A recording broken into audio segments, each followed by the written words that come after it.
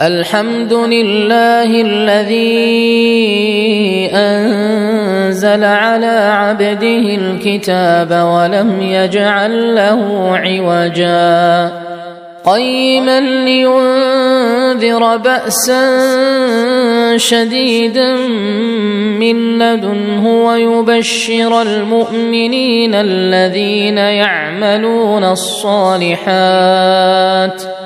ويبشر المؤمنين الذين يعملون الصالحات أن لهم أجرا حسنا ماكثين فيه أبدا وينذر الذين قالوا اتخذ الله ولدا ما لهم به من علم ولا لآبائهم كبرت كلمة تخرج من أفواههم إن يقولون إلا كذبا فلعلك باخع نفسك على آثارهم إن لم يؤمنوا بهذا الحديث أسفا إنا جعلنا ما على الأرض زينة لها لنبلوهم أيهم أحسن عملا وإنا لجاعلون ما عليها صعيدا جرزا أم حسبت أن أصحاب الكهف والرقيم كانوا من آياتنا عجبا إذ أوى الفتية إلى الكهف فقالوا ربنا آتنا من لدنك رحمة وهيئ لنا من أمرنا رشدا فضربنا على آذانهم في الكهف سنين عددا ثم بعثناهم لنعلم أي الحزبين أحصى لما لبثوا أمدا نحن نقص عليك نبأهم بالحق إنهم فتية آمنوا بربهم وزدناهم هدى وربطنا على قلوبهم إذ قاموا فقالوا ربنا رب السماوات والأرض لن ندعو من دونه إلها لقد قلنا إذا شططا هؤلاء قوم اتخذوا من دونه آلهة لولا يأتون عليهم بسلطان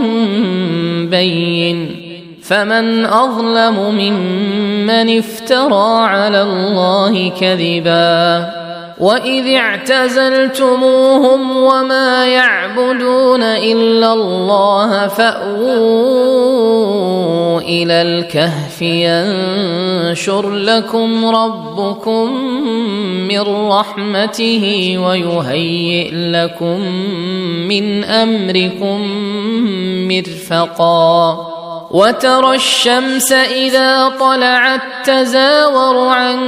كهفهم ذات اليمين وإذا غربت تقرضهم ذات الشمال وهم في فجوة منه ذلك من آيات الله من يهد الله فهو المهتد ومن يضلل فلن تجد له وليا مرشدا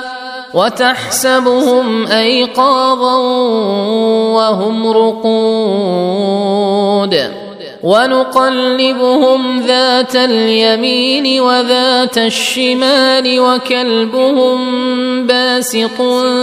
ذراعيه بالوصيد لو اطلعت عليهم لوليت منهم فرارا ولملئت منهم رعبا وكذلك بعثناهم ليتساءلوا بينهم قال قائل منهم كم لبثتم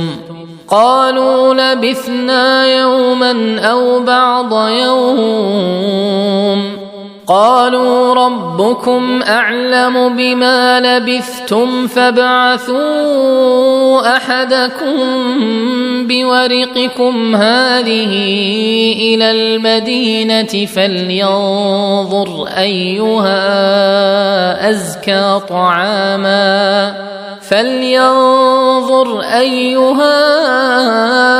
أزكى طعاما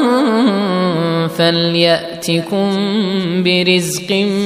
منه وليتلطف ولا يشعرن بكم أحدا إنهم إن يظهروا عليكم يرجموكم أو يعيدوكم في ملتهم ولن تفلحوا إذن أبدا وكذلك أعثرنا عليهم ليعلموا أن وعد الله حق وأن الساعة لا ريب فيها إذ يتنازعون بينهم أمرهم فقالوا ابنوا عليهم بنيانا ربهم أعلم بهم قال الذين غلبوا على أمرهم لنتخذن عليهم مسجدا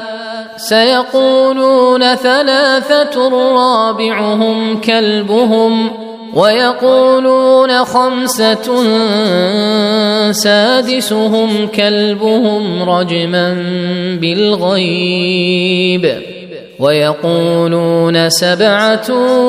وثامنهم كلبهم قل ربي أعلم بعدتهم ما يعلمهم إلا قليل فلا تمار فيهم إلا مراء ظاهرا ولا تستفت فيهم منهم أحدا ولا تقولن لشيء إني فاعل ذلك غدا إلا أن يشاء الله واذكر ربك إذا نسيت وقل عسى أن يهديني ربي لأقرب من هذا رشدا ولبثوا في كهفهم 300 سنين وازدادوا 9 قل الله أعلم بما لبثوا له غيب السماوات والأرض أبصر به وأسمع ما لهم من دونه من ولي ولا يشرك في حكمه أحدا واتل ما أوحي إليك من كتاب ربك لا مبدل لكلماته ولن تجد من دونه ملتحدا واصبر نفسك مع الذين يدعون ربهم بالغداة والعشي يريدون وجهه ولا تعد عيناك عنهم تريد زينة الحياة الدنيا ولا تطع من أغفلنا قلبه عن ذكرنا واتبع هواه وكان أمره فرطا وقل الحق من ربكم فمن شاء فليؤمن ومن شاء فليكفر إنا أعتدنا للظالمين نارا أحاط بهم سرادقها وإن يستغيثوا يغاثوا بماء كالمهل يشوي الوجوه بئس الشراب وساءت مرتفقا إن الذين آمنوا وعملوا الصالحات إنا لا نضيع أجر من أحسن عملا أولئك لهم جنات عدن تجري من تحتهم الأنهار يحلون فيها من أساور من ذهب ويلبسون ثيابا خضرا من سندس واستبرق متكئين فيها على الأرائك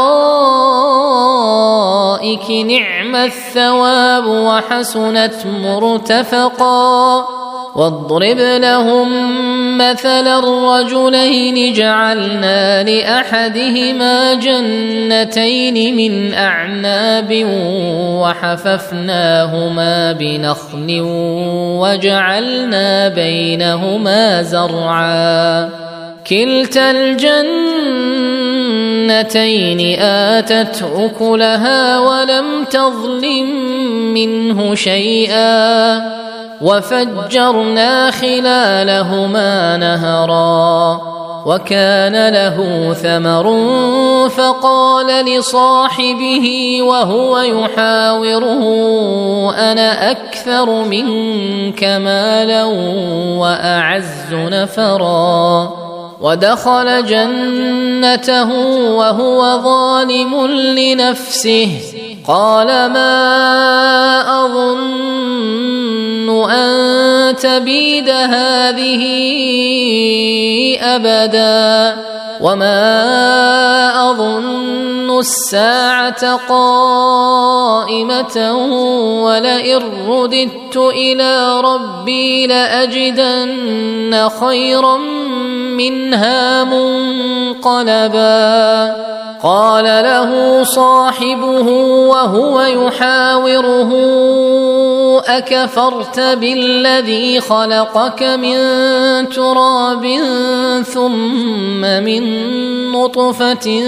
ثم سواك رجلا لكن هو الله ربي ولا أشرك بربي أحدا ولولا إذ دخلت جنتك قلت ما شاء الله لا قوة إلا بالله إن ترني أنا أقل منك مالا وولدا فعسى ربي أن يؤتيني خيرا من جنتك ويرسل عليها حسبانا من السماء فتصبح صعيدا زلقا أو يصبح ماؤها غورا فلن تستطيع له طلبا وأحيط بثمره فأصبح يقلب كفيه على ما أنفق فيها وهي خاوية على عروشها ويقول يا ليتني لم أشرك بربي أحدا ولم تكن له فئة ينصرونه من دون الله وما كان منتصرا هنالك الولاية لله الحق هو خير ثوابا وخير عقبا واضرب لهم مثل الحياة الدنيا كماء إن أنزلناه من السماء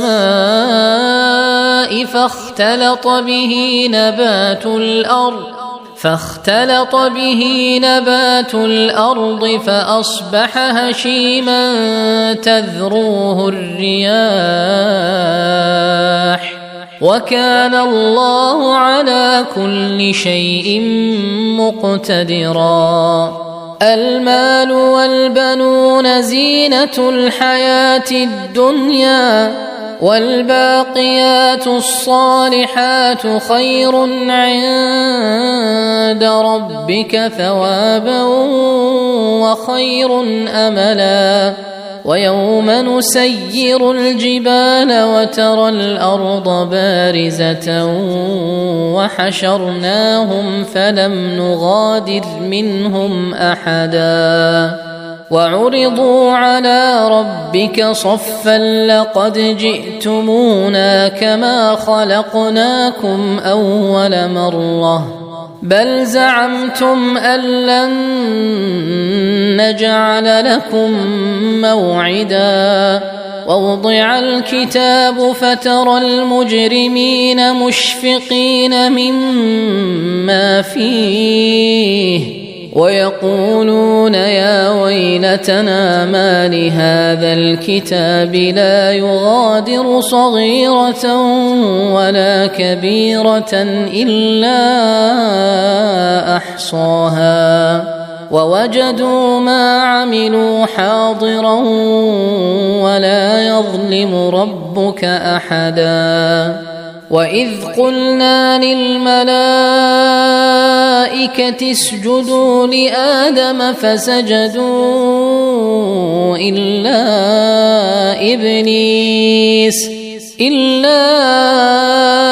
إبليس كان من الجن ففسق عن أمر ربه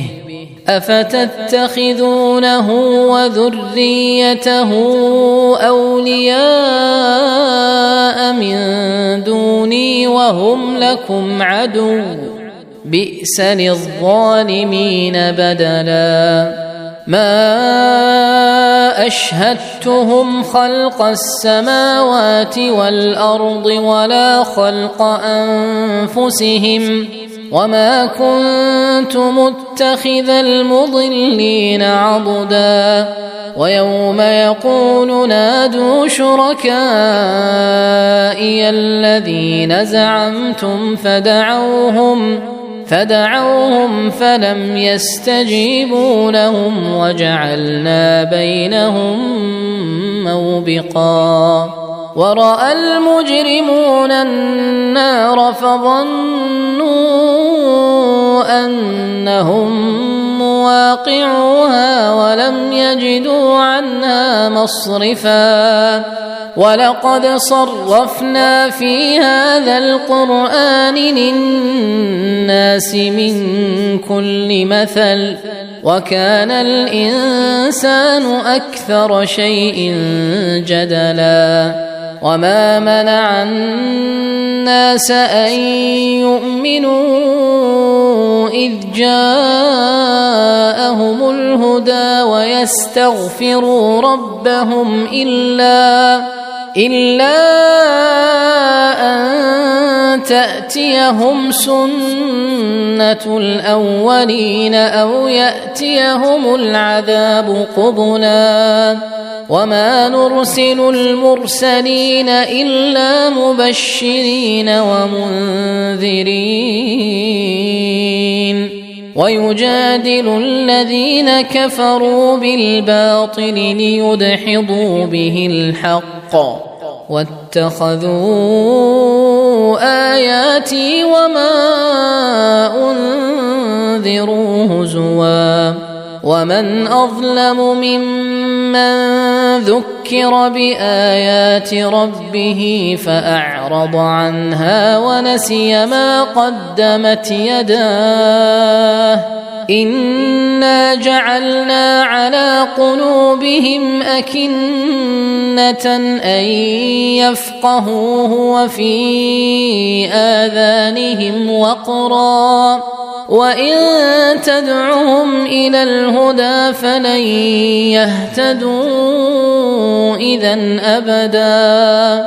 وربك الغفور ذو الرحمة لو يؤاخذهم بما كسبوا لعجل لهم العذاب بل لهم موعد لن يجدوا من دونه موئلا وتلك القرى أهلكناهم لما ظلموا وجعلنا لمهلكهم موعدا وإذ قال موسى لفتاه لا أبرح حتى أبلغ مجمع البحرين أو أمضي حقبا فلما بلغا مجمع بينهما نسيا حوتهما فاتخذ سبيله في البحر سربا فلما جاوزا قال لفتاه آتنا غداءنا لقد لقينا من سفرنا هذا نصبا قال أرأيت إذ أوينا إلى الصخرة فإني نسيت الحوت وما أنسانيه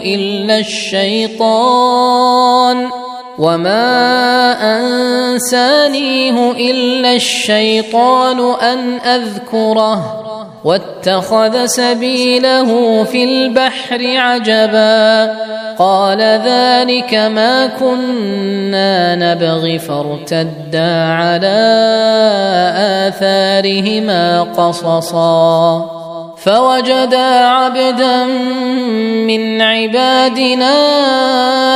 آتيناه رحمة من عندنا وعلمناه من لدنا علما قال له موسى هل أتبعك على أن تعلمني مما علمت رشدا قال إنك لن تستطيع معي صبرا وكيف تصبر على ما لم تحط به خبرا قال ستجدني إن شاء الله صابرا ولا أعصي لك أمرا قال فإن اتبعتني فلا تسألني عن شيء حتى أحدث لك منه ذكرا فانطلقا حتى إذا ركبا في السفينة خرقها قال أخرقتها لتغرق أهلها لقد جئت شيئا إمرا قال ألم أقل إنك لن تستطيع معي صبرا قال لا تؤاخذني بما نسيت ولا ترهقني من أمري عسرا فانطلقا حتى إذا لقيا غلاما فقتله قال أقتلت نفسا زكية بغير نفس لقد جئت شيئا نكرا قال ألم أقل لك إنك لن تستطيع معي صبرا قال إن سألتك عن شيء بعدها فلا تصاحبني قد بلغت من لدني عذرا فانطلقا حتى إذا أتيا أهل قرية استطعما أهلها فأبوا أن يضيفوهما فوجدا فيها جدارا يريد أن ينقض فأقامه قال لو شئت لاتخذت عليه أجرا قال هذا فراق بيني وبينك سأنبئك بتأويل ما لم تستطع عليه صبرا أما السفينة فكانت لمساكين يعملون في البحر فأردت أن أعيبها وكان وراءهم ملك يأخذ كل سفينة غصبا وأما الغلام فكان أبواه مؤمنين فخشينا أن يرهقهما طغيانا وكفرا فأردنا أن يبدلهما ربهما خيرا منه زكاة وأقرب رحما وأما الجدار فكان لغلامين يتيمين في المدينة وكان تحته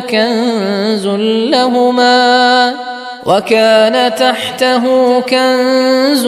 لهما وكان أبوهما صالحا فأراد ربك أن يبلغا أشدهما ويستخرجا كنزهما رحمة من ربك وما فعلته عن أمري ذلك تأويل ما لم تسطع عليه صبرا ويسألونك عن ذي القرنين قل سأتلو عليكم منه ذكرا إنا مكنا له في الأرض وآتيناه من كل شيء سببا فأتبع سببا حتى إذا بلغ مغرب الشمس وجدها تغرب في عين حمئة ووجد عندها قوما قلنا يا ذا القرنين إما أن تعذب وإما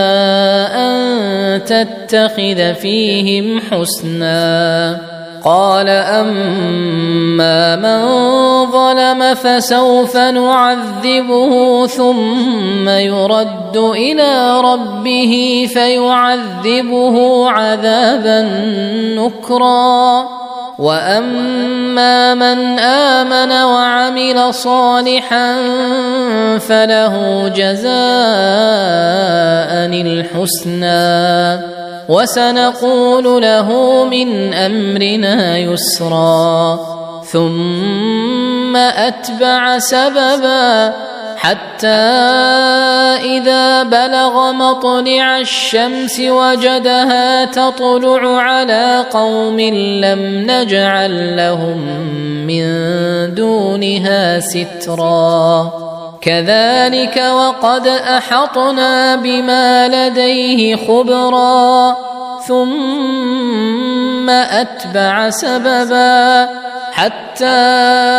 إذا بلغ بين السدين وجد من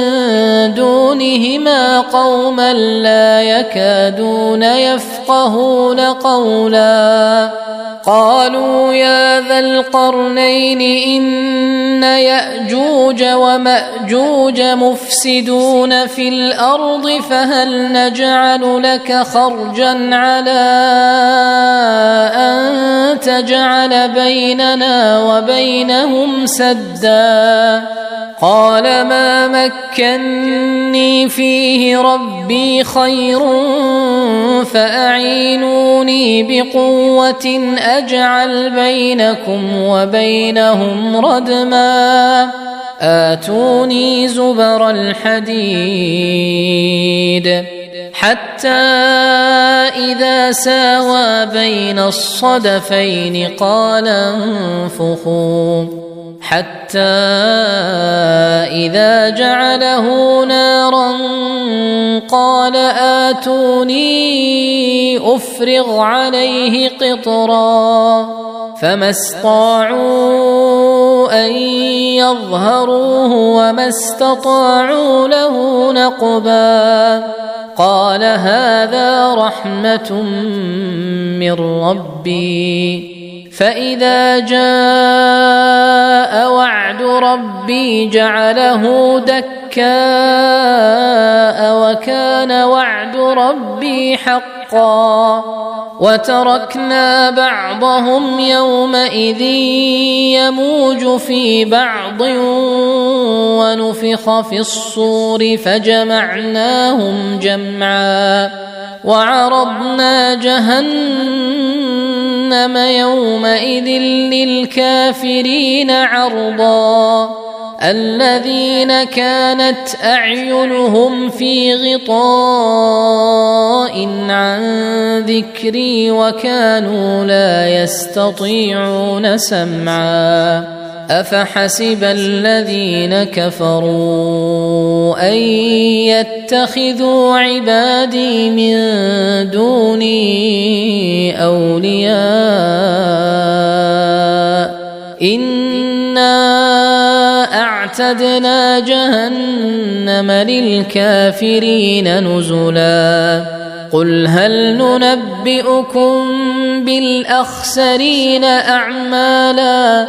الذين ضل سعيهم في الحياة الدنيا وهم يحسبون أنهم يحسنون صنعا أولئك الذين كفروا بآيات ربهم ولقائه فحبطت أعمالهم فلا نقيم لهم يوم القيامة وزنا ذلك جزاؤهم جهنم بما كفروا واتخذوا آياتي ورسلي هزوا إن الذين آمنوا وعملوا الصالحات كانت لهم جنات الفردوس نزلا خالدين فيها لا يبغون عنها حولا قل لو كان البحر مدادا لكلمات ربي لنفد البحر قبل أن تنفد كلمات ربي ولو جئنا بمثله مددا قل إنما أنا بشر مثلكم يوحى